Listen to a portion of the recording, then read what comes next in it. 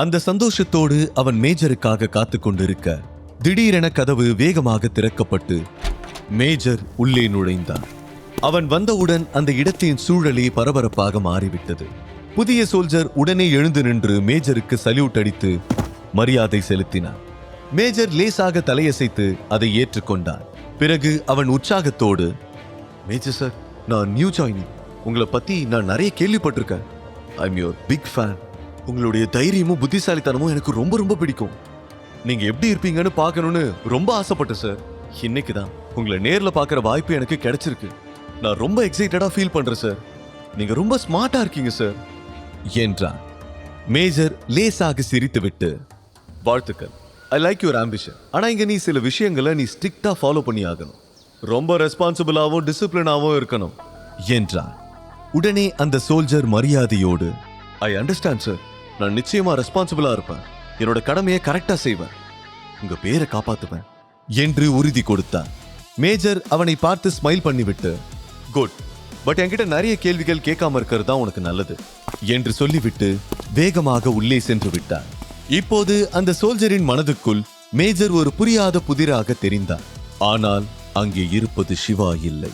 சிவாவின் இடத்தில் வேறு ஒருவன் ஆள்மாறாட்டம் செய்து கொண்டிருக்கிறான் என்று அந்த சோல்ஜருக்கு தெரியவில்லை. அவர்கள் யாருமே சிவாவை பார்த்ததில்லை என்பதால் அந்த ஃபேக் சிவா சொல்வதை அப்படியே நம்பிவிட்டார்கள்.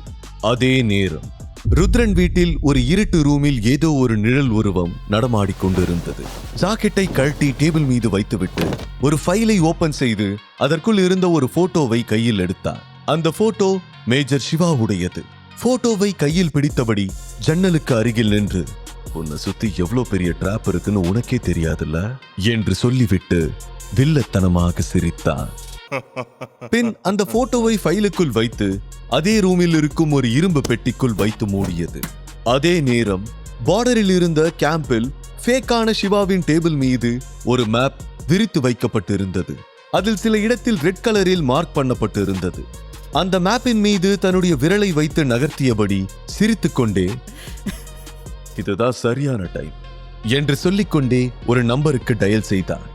இமீடியட்லி கெட் ரெடி என்று ஆர்டர் பண்ணிவிட்டு போனை வைத்தார். அதே நேரம் தினேஷ், தேவ் மற்றும் ஹெட்ஷாட் மூவரும் தங்களுடைய வேலையில் மும்மரமாக மூழ்கியிருந்தார்கள். அவர்கள் சென்ற கருப்பு கலர் எஸ்யூவி சந்திரன் குரூப்ஸ் ஹெட் ஆபீஸுக்கு கீழே நின்று கொண்டிருந்தது. அதில் தினேஷ் மட்டும் தனியாக அமர்ந்திருக்க, தேவ் ஹெட்ஷாட்டுடன் செகண்ட் ஃப்ளோரில் இருக்கும் ஆபீஸ் ரூமில் எதையோ தேடிக்கொண்டிருந்தார்கள். தேவ் ஹெட்ஷாட்டிடம், சார் லைட் ஆஃப் பண்ணுங்க, இல்லைன்னா யாராவது நம்மள பார்த்துடுவாங்க என்று கிசுகிசுப்பாக கூறினார். உடனே ஹெட்ஷாட் லைட்டை ஆஃப் பண்ணிவிட்டார். நீ டென்ஷன் ஆகி என்னையோ டென்ஷன் ஆகாத தேவ், இது மிட் நைட், பேய் கூட இந்நேரம் தூங்கி இருக்கும், யாரும் நம்மள பார்க்க மாட்டாங்க என்றார். இருவரும் பூனை போல மெதுவாக தேடிக்கொண்டிருந்தார்கள். அங்கே எதையோ திருடுவதற்காகத்தான் உள்ளே நுழைந்திருந்தார்கள். அவர்கள் இருவரும் ப்ரொஃபஷனல் திருடர்கள் இல்லை. அதனால் அவர்கள் பிடிபட 100% வாய்ப்பு இருந்தது. எனவே டென்ஷனோடு இருந்தார்கள். சித்திக் ஏஜென்சியின் ஊழல் சம்பந்தப்பட்ட டாக்குமெண்ட் தேவுக்கு தேவைப்பட்டது. அவன் அதை தான் தேடினான். தேவ் இருட்டில் தடவியபடி, ஹெட்ஷாட், இந்த ரூம்ல ஃபைல்ஸ் எங்க இருக்கும், என் கண்ணுக்கு எதுவுமே தெரியல என்றான். ஹெட்ஷாட் செல்போன் டார்ச்சை ஆன் செய்து, நானும் அதை தான் தேடிக்கிட்டு இருக்கேன், கொஞ்சம் கேர்ஃபுல்லா இரு, யாராவது வர்ற மாதிரி சத்தம் கேட்டா உடனே ஓடி போய் ஒளிஞ்சுக்கணும் என்றார். ஒரு வழியாக தேவ் ஃபைல்ஸ் இருக்கும் இடத்தை கண்டுபிடித்து விட்டான். டார்ச் வெளிச்சத்தில் இருவரும் அதில் இருந்த ஃபைல்களை புரட்டி பார்த்தார்கள். என்ன இது, இந்த ஃபைல்ஸ் டைட்டில் எல்லாமே தமிழ்ல இருக்கு. எனக்கு தமிழ் அவ்வளவா படிக்க வராதே, இங்கிலீஷ்ல இருந்தா நல்லா இருக்கும். ஹெட்ஷாட் சிரித்துக் கொண்டே, தமிழ்நாட்டுல இருந்துகிட்டு தமிழ் படிக்க தெரியலன்னு சொல்றியே, இரு உன்னை சிவா சார் கிட்ட போட்டு கொடுக்குறேன் என்று சொல்ல, ஐயோ வேணாம் வேணாம், நான் சீக்கிரமா தமிழ் கத்துக்கிறேன் என்று சொன்னான். ஹெட்ஷாட் மீண்டும் சிரித்துவிட்டு, சரி சரி டென்ஷன் ஆகாத, நான் உனக்கு படிச்சு சொல்றேன் என்று சொல்லிவிட்டு ஃபைல்களை பார்த்தார். பிறகு ஒரு ஃபைலை கையில் எடுத்து அதன் மேல் சித்திக் ஏஜென்சி என்று எழுதப்பட்டிருப்பதை பார்த்தார். இதோ இதுதான் அந்த ஃபைல், மேல சித்திக் ஏஜென்சின்னு எழுதியிருக்கு பாரு என்றார். தேவ் அதை வாங்கி திறந்து பார்த்தார். ஆனால் அந்த ஃபைலுக்குள் பழைய டீ ஷாப் பில்களும் வேறு சில ரிசிப்டுகள் மட்டுமே இருந்தது. ஏமாற்றத்தோடு, நம்ம திருட வந்தோமா இல்ல டீ குடிக்க வந்தோமானே தெரியல, ஒருவேளை இங்க இருக்கவங்க எல்லாம் டீ குடிச்சிட்டே தான் பிளான் பண்றாங்களோ என்னவோ, சரி வாங்க அடுத்த ஃபைலை செக் பண்ணலாம் என்று சொல்லிக் கொண்டிருக்கும் போதே திடீரென அந்த ரூமுக்குள் டேஞ்சர் அலாம் ஒலிக்க ஆரம்பித்து விட்டது. உடனே தேவ் டென்ஷன் ஆகி, மை காட், இது எப்படி ஆனாச்சு? நம்ம தான் இதையோ டச் பண்ணவே இல்லையே, பின்ன எப்படி இது என்று சொல்ல ஹெட்ஷாட் அலாரத்தை ஆஃப் பண்ண ட்ரை பண்ணினார். இது மோஷன் சென்சார்னு நினைக்கிறேன். நாம சீக்கிரமா ஃபைலை கண்டுபிடிச்சு எடுத்துட்டு இங்க இருந்து போயாகணும்.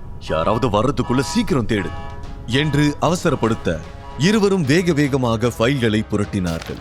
அப்போது தேவ் ஒரு ஃபைலை கண்டுபிடித்தார். அதில் சித்திக் ஏஜென்சியின் சீக்ரெட் என்று எழுதப்பட்டிருந்தது. தேவ் மகிழ்ச்சியோடு, எஸ், ஐ காட் இட், கிடைச்சிருச்சு என்று சற்று சத்தமாகவே சொல்லிவிட்டார். இப்ப எதுக்கு கத்துற?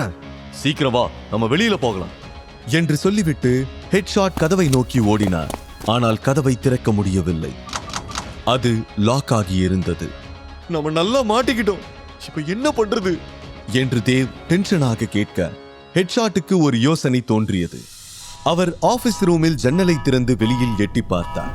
பிறகு, கமான் தேவ், நாம இங்க இருந்து கீழே குதிச்சிடலாம் என்று சொல்ல தேவ் ஒரு முறை ஜன்னல் வழியாக எட்டி பார்த்தார்.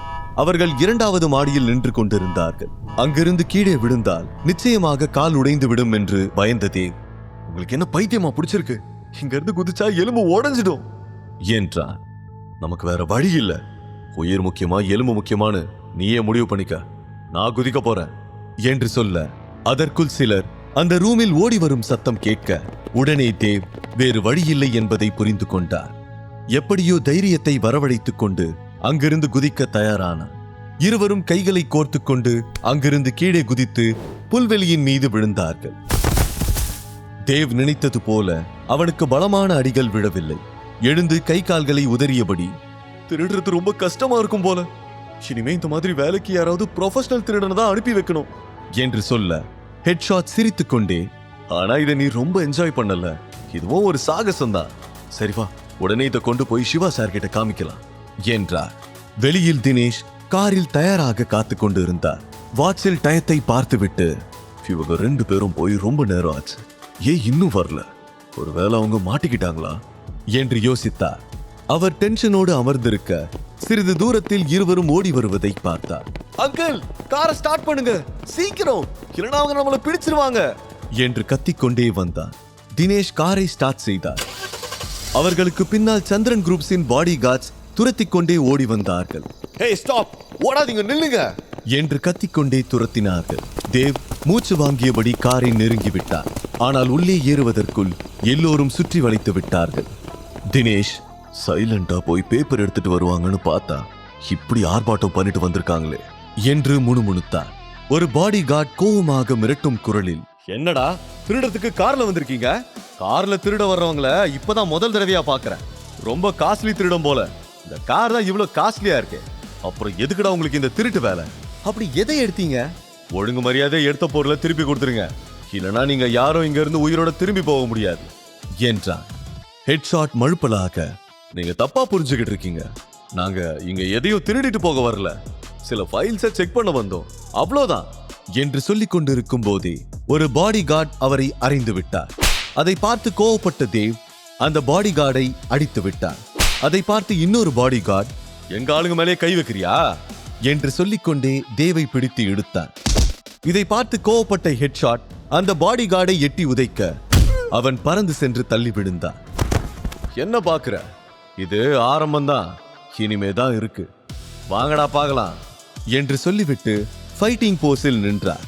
அதை பார்த்தவுடன் நிச்சயமாக அவரோடு சண்டை போட்டு சமாளிக்க முடியாது என்று தெரிந்துவிட்டது. உடனே ஒரு பாடி கார்டு கன்னை வெளியில் எடுத்து நீட்டினார்.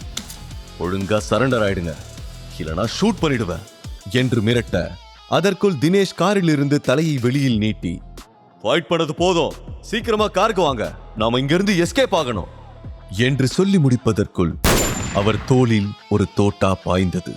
அதை பார்த்து டென்ஷனான தேவ் துப்பாக்கி வைத்திருந்தவனை வேகமாக ஒரு உதை விட அவன் கையில் இருந்த துப்பாக்கி பறந்து சென்று புதருக்குள் விழுந்து விட்டது. அவர் தடுமாறி மற்ற பாடி கார்ட்ஸ் மீது விட எல்லோரும் ஒரு கணம் பேலன்ஸ் இல்லாமல் கீழே விழுந்து விட்டார்கள். முழு கதையையும் கேட்டு மகிழ பாக்கெட் FM ஆப்பை டவுன்லோட் செய்யுங்கள்.